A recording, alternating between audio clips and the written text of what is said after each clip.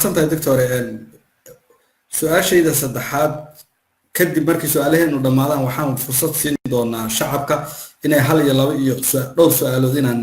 bulshada u furno ay su-aalo ku weydiiyaan maadaama xiise u qabaan wareysiyada profesorada iyo dadka xogogaalka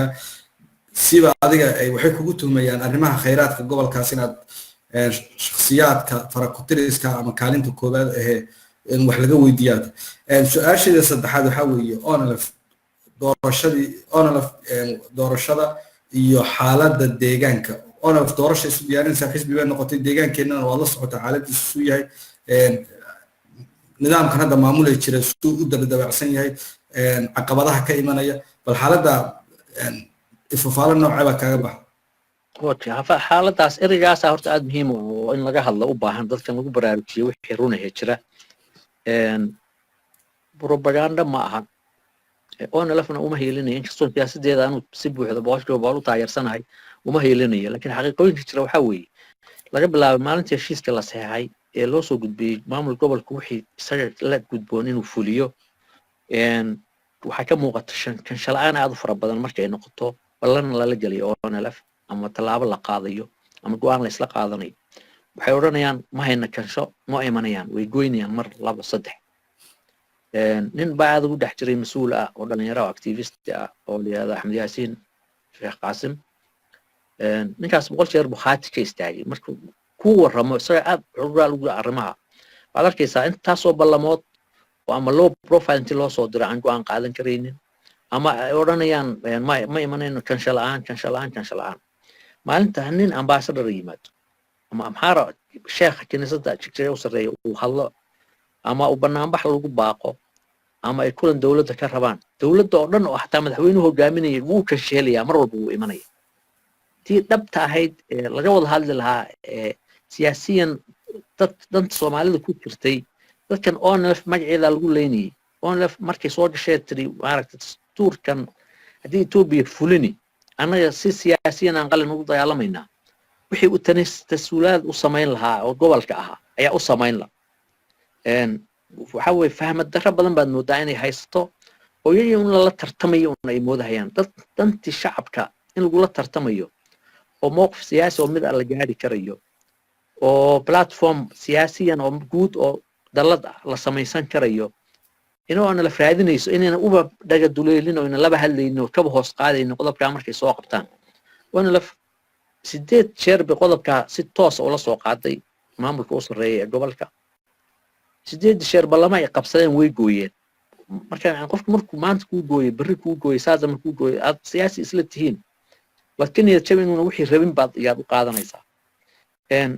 waxaad moodaa in rajo la'aan fara badan ka muujinayaan in wax horumar iman doono shir baa doorasho daacada iman doonto tirakoob xaq ay iman doono iyo maamulka aabad moodaa in arrintaas ay haysato way gudahooda liig ka soo baxay waxa way shiraan markay shirayaan kuma heshiiyaan ninkii soo hadal qaado oo naf aan la heshiin ama la hadallo ama maxay tahay siyaasadoodu waa la qabsanayaa keligii baa wuxuu noqonayaa marka tuka cambaarle wuu iska aamusi waxaad arkaysaa shirar dadka shacabka ahaa shaqaalihii iyo xisbigii lagu khasbayo oo leeyahay imaada lacag laga goynayo dadkeena aad raali uga ahayn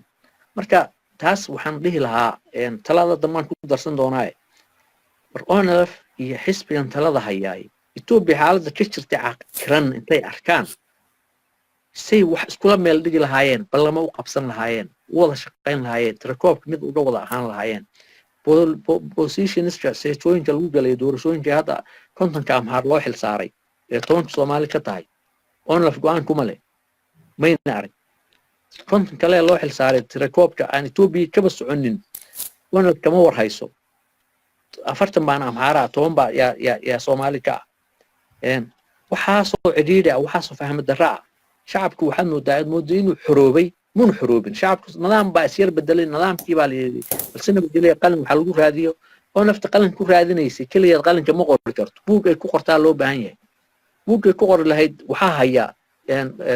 xisbigii kale ee talada hayay haya buugu ma ogol qalinka oo cidla ah oo la ordaysa marka ididila fara badani way يعني nothing is too late يعني wax badan aad uma daahsan wax walba waa la sixi karaya hadda ay see loo sixi karaa oona la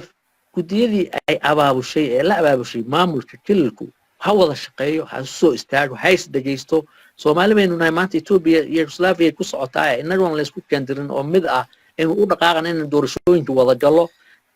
aan ku tartano kii cadaalad u guuleystay uu taladii qaatay kalena xisbiga mucaaradka ay dhaliilihii soo saaray uu noqdo ayaa talab fiican ah دكتور سياسي aqoonyahan oo arrimahan ku dhex jiray oo mar si bareefad wax ka weydiiyay arrimahan baa wuxuu hadalkiisa kamid ahaa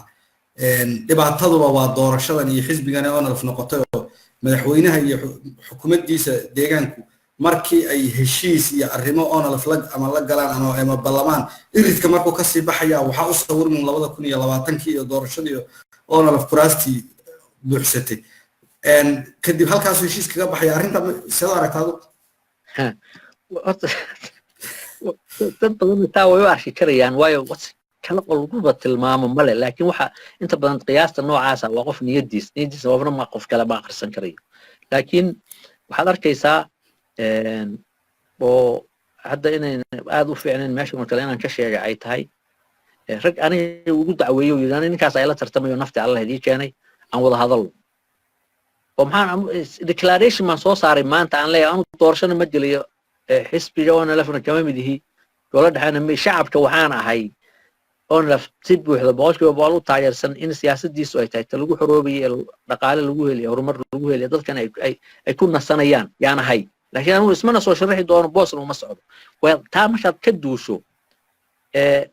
odayaashu u tagay leeyahay ninkan ay la tartamay oo dhibay oo imtixaamay oo wax soo gelinaya ninkan laga qabto muxuu u jeedaa wax saal ma leh arinta lama uga qaato haduu saa ay qiimeynayo inaan saa powerful ay arko marka dad fara badan baa taa aamini karaya in